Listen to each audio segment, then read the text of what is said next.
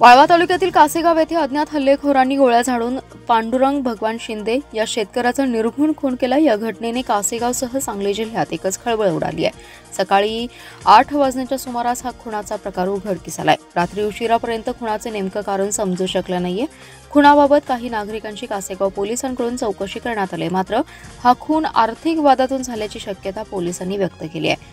दरम्यान घटनेची माहिती मिळताच पोलीस अधीक्षक संदीप घुगे यांनी घटनास्थळी धाव घेतली होती। कासेगाव येथील मृत पांडुरंग शिंदे यांची वाटेगाव शिवेलगत शेतजमीन आणि वस्ती आहे। दररोजप्रमाणे आज सकाळी 7च्या दरम्यान ते वस्तीकडे निघाले होते। यावेळी शेतात दबा धरून बसलेल्या अज्ञात हल्लेखोरांनी त्यांच्यावर जीवघेणा हल्ला केला। यावेळी त्यांनी प्रतिकार करण्याचा प्रयत्न केला।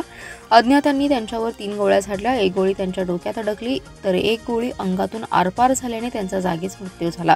या घटनेची माहिती परिसरातील नागरिकांनी पांडुरंग यांचे चुलत भाऊ शशिकांत शिंदे यांना दिली। खुनाच्या घटनेची माहिती मिळताच कासेगाव पोलिसांना माहिती मिळताच त्यांच्यासह स्थानिक गुन्हे अन्वेषणच्या पथकाने घटनास्थळी धाव घेतली। कासेगाव पोलिसांनी घटनास्थळाचा पंचनामा केलाय। सांगली पोलीस दलाच्या श्वानास पाचारण करण्यात आलं। श्वान घटनास्थळावर घुटमळलं।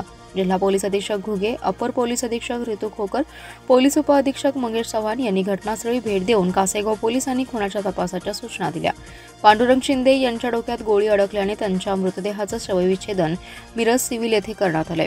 मृत पांडुरंग शिंदे यांच्या पश्चात आई, पत्नी, 2 मुले असा परिवार आहे। याबाबतची फिर्याद शशिकांत शिंदे यांनी दिली आहे।